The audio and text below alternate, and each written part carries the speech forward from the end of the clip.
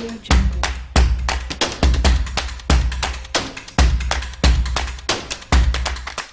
Terobosan hukum bagi permasalahan regulasi di Indonesia tidak hanya dapat diselesaikan melalui harmonisasi, namun pemerintah juga memperkenalkan konsep rancangan undang-undang baru yaitu Omnibus Law.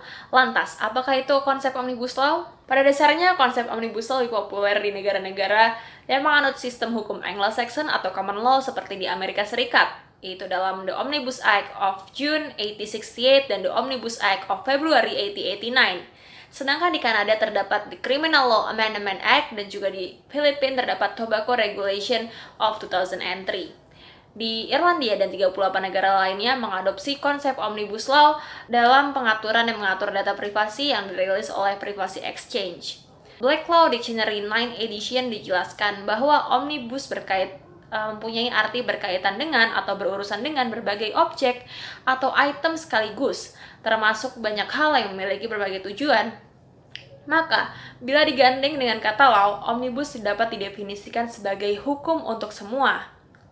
Lalu, Maria Farida Indirati memaknai Omnibus Law sebagai suatu undang-undang yang memiliki berbagai subjek maupun substansi, yang mana tujuannya untuk menyederhanakan undang-undang yang masih berlaku. Namun, beliau berpendapat pula bahwa Omnibus Law tidak tepat jika disamakan dengan Undang-Undang Payung, mengingat bahwa Undang-Undang Payung merupakan suatu undang-undang yang lebih tinggi atau ditinggikan dari undang-undang di bawahnya. Lalu jika kita tengok teori perundang-undangan yang sudah dibentuk dalam suatu norma hukum yang tertulis dalam Undang-Undang Nomor 12 Tahun 2011 tentang pembentukan perundang-undangan yang mengatur sistematis materi pokok tentang asas pembentukannya, jelas bahwa hierarki peraturan perundang-undangan belum ada tertulis tentang konsep Omnibus Law sebagai asas dalam suatu sumber hukum. Namun, walaupun tidak tertulis konsep Omnibus Law dalam teori per-UUan, pemerintah menganggap hal ini sebagai suatu terobosan untuk konflik regulasi, seperti tumpang tindih peraturan perundang-undangan. Namun pada faktanya, konsep Omnibus Law tetap memiliki manfaat dan juga kelemahan. Manfaat Omnibus Law antara lain mempersingkat proses legalisasi, mencegah kebuntuan dalam pembahasan RUU, harmonisasi, dan juga efisiensi biaya proses legalisasi. Dan di sisi lain, kelemahan Omnibus Law yaitu pragmatis dan kurang demokratis, dan juga membatasi kelemahan dari Omnibus Law yaitu adalah pragmatis dan kurang demokratis, membatasi ruang partisipasi sehingga bertolak belakang dengan demokrasi yang deliberatif, lalu juga mengurangi ketelitian dan kehati-hatian dalam penyusunannya, dan juga terdapat potensi melampaui ketentuan dalam konstitusi akibat keterbatasan partisipasi dan kurangnya kehati-hatian. Di sini saya akan menjelaskan mengenai alur dan gambaran umum dari Undang-Undang Omnibus Law Cipta Kerja. Undang-Undang Omnibus Law Cipta Kerja sudah dimulai pembahasannya pada tanggal 17 Desember 2019. Undang-Undang Omnibus Law Cipta Kerja ini sudah masuk ke 248 program dari DPR yang periode 2020 sampai dengan 2024 yang disahkan oleh DPR, pemerintah, dan DPD melalui paripurna. Undang-Undang Omnibus Law Cipta Kerja ini terdiri atas 174 pasal dari 15 bab yang berdampak kepada 1.203 pasal dari 79 undang-undang terkait yang terbagi ke dalam 7.197 daftar inventarisasi masalah.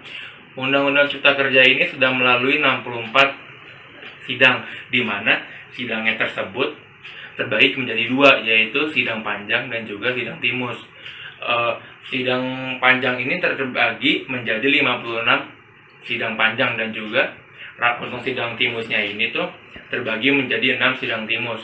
Untuk pengesahannya dalam tingkat 1 di balik DPR terdapat kejanggalan di mana pengesahan tersebut dilakukan pada tanggal 3 Oktober 2020 pada hari Sabtu pukul setengah 10 malam. Padahal beberapa jam sebelumnya baru sajalah dirampungkan substansi dalam rapat laporan tim perumus dan tim sinkronisasi. Rapat paripurnanya itu sendiri pun juga terkesan mendadak. Mengapa? Karena yang harusnya pertama itu dijadwalkan tanggal 8 Oktober 2020 dimajukan menjadi tanggal 5 Oktober 2020. Jika ditelusuri lebih dalam dari segi material dapat diketahui bahwa klaster administrasi pemerintahan pada Undang-Undang Cipta Kerja telah merubah setidaknya beberapa ketentuan dalam dua undang-undang, yaitu Undang-Undang Nomor 30 Tahun 2014 tentang Administrasi Pemerintahan dan Undang-Undang Nomor 23 Tahun 2014 tentang Pemerintah Daerah. Berikut beberapa ketentuan yang diubah dari dua undang-undang tersebut. Pada dasarnya, suatu peraturan perundang-undangan dapat dicabut oleh peraturan perundang-undangan atau ketentuan dalam peraturan perundang-undangan lainnya yang secara hierarkis setara. Sebagaimana contohnya dapat dilihat pada pasal 102 Undang-Undang Nomor 12 Tahun 2011. Berikut ketentuannya.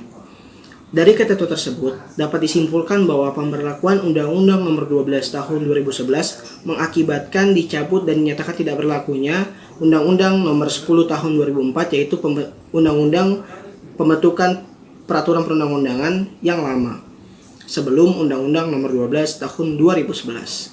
Dapat diketahui, situasi tersebut berbeda dengan proses penyusunan Undang-Undang Cipta Kerja yang menggunakan metode Omnibus Law, di mana penggunaan metode Omnibus Law ini pada Undang-Undang Cipta Kerja telah berdampak terhadap perubahan atau pencabutan 79 undang-undang atau 1244 pasal.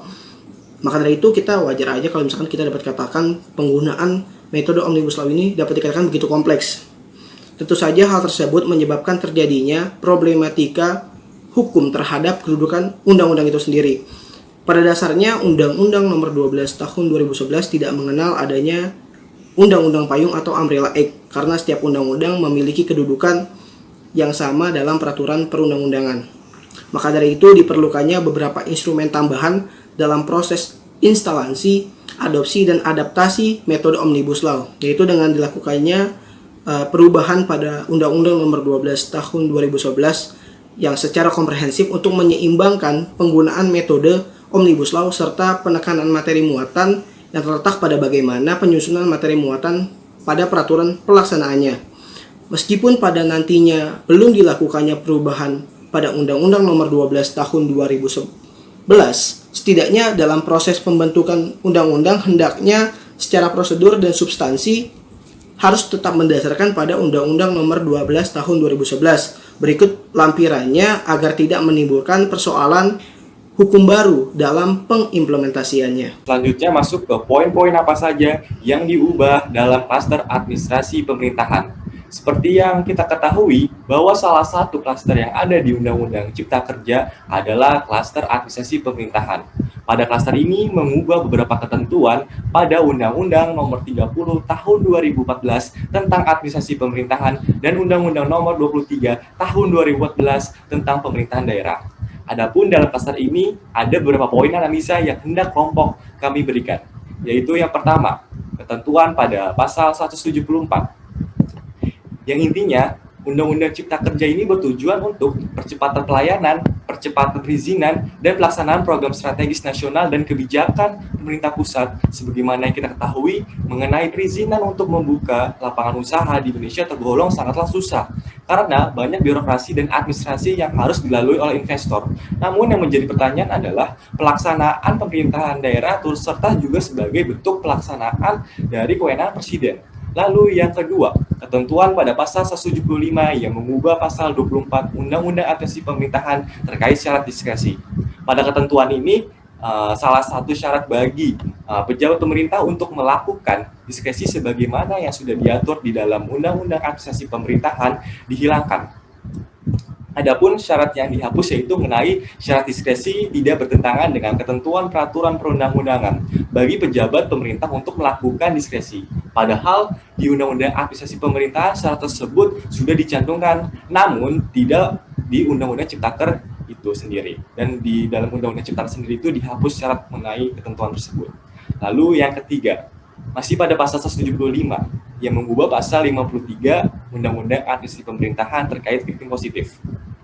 Victim positif merupakan salah satu asas yang mempunyai arti suatu keputusan dengan sendirinya lahir apabila permohonan atas suatu keputusan atau ketetapan yang diajukan oleh warga negara atas suatu subjek tidak direspon oleh pejabat pemerintah yang termuat di dalam Undang-Undang Administrasi Pemerintahan, yang pada intinya mengatur bahwa untuk mendapatkan kekuatan hukum, warga negara harus mengajukan kepada Pengadilan Tata Usaha Negara untuk memperoleh penerimaan permohonan sebagai bentuk pengakuan.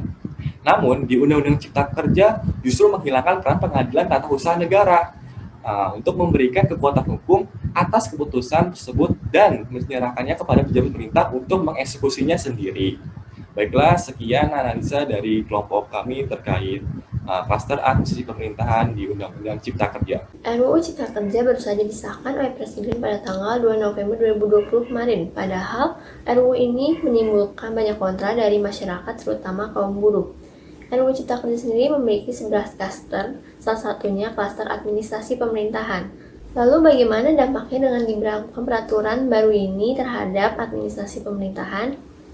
Yang pertama, adanya sentralisasi kekuasaan. Beberapa pasal dalam RUU Cipta Kerja, khususnya pada klaster administrasi pemerintahan, mengisyaratkan seperti ada perpindahan kewenangan kepada Presiden, seperti pada pelaksanaan MPSK oleh Presiden yang sebelumnya merupakan kewenangan Menteri. Hal ini dianggap membuat pemerintah pusat memiliki kewenangan lebih dan dapat mengakibatkan pemerintahan pusat untuk menggunakan kekuasaannya ke daerah, dan juga menimbulkan inefisiensi bagi pemerintah daerah untuk berusaha. Lalu ada pasal 166 RUU Cipta Kerja di mana menyebutkan bahwa Presiden berhak membatalkan peraturan daerah melalui peraturan Presiden atau Perpres yang bertentangan dengan Undang-Undang Dasar 1945 dan putusan MK nomor 137/PUU 13/2015. Yang kedua, adanya celah bagi pejabat pemerintah untuk mengambil keputusan secara sewenang-wenang. Ketentuan dalam pasal 24 huruf B Undang-Undang Nomor 30 Tahun 2014 tentang Administrasi Pemerintahan dihapus di dalam RUU Cipta Kerja. Padahal ketentuan ini memuat bahwa pejabat pemerintahan yang menggunakan diskresi harus memenuhi syarat tidak bertentangan dengan ketentuan peraturan perundang-undangan. Dengan dihapusnya ketentuan ini, maka pejabat pemerintah bisa saja mengambil keputusan atau tindakan sewenang-wenang tanpa melihat ketentuan peraturan perundang-undangan yang ada.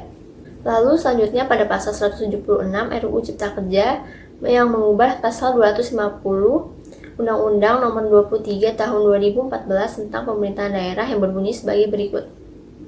Dalam ketentuan sebelumnya, pasal 250 ini memuat angka 1 dan 2. Namun di RUU Cipta Kerja, angka 2 tersebut dihapus, padahal ketentuan angka 2 memuat bahwa perda dan perkada dilarang bertentangan dengan kepentingan umum yang meliputi poin-poin sebagai berikut. Dengan begitu dapat kita simpulkan bahwa mungkin saja pemerintah dapat mengeluarkan suatu peraturan yang mengacuhkan atau tidak mengindahkan kepentingan umum dan kemanfaatannya bagi masyarakat. Padahal suatu peraturan seharusnya dibuat untuk menertibkan dan mesejahterakan masyarakat. Saya akan lanjut menjelaskan dampak dari UU Cipta Kerja pada klaster administrasi pemerintahan. Dalam rangka mempercepat pelayanan, media elektronik digunakan dengan harapan untuk mengefisiensi waktu. Hal ini diterangkan dalam perubahan pasal 38 yang mana mengatur bahwa pembuatan keputusan oleh pejabat atau badan pemerintahan dapat dilakukan dalam bentuk elektronik. Keputusan elektronik ini pun memiliki kekuatan hukum yang sama dengan keputusan tertulis. Namun dalam ketentuan pasal baru tidak dijelaskan mana yang berlaku apabila ada perbedaan antara keputusan elektronik dengan keputusan tertulis. Sehingga dalam hal ini akan memudahkan masyarakat atau penegak hukum dalam mengambil keputusan yang harus dilaksanakan. Hal ini pun mengurangi terjadinya tumpang tindih hukum sehingga penggunaan keputusan elektronik ini pun memudahkan pejabat atau badan pemerintahan dalam mengambil suatu keputusan. Selanjutnya, dalam peraturan baru ini pun memberi beban baru bagi Pengadilan Tata Usaha Negara. Mengapa memberi beban baru? Mari kita simak di dalam ketentuan pasal 53 sebagai berikut.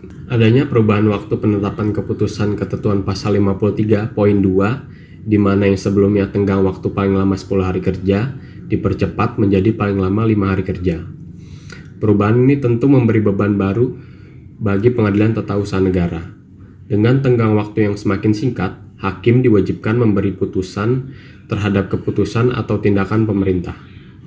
Meskipun dengan tenggang waktu yang singkat ini, pemerintah diharapkan dapat mengambil suatu tindakan atau keputusan secara cepat.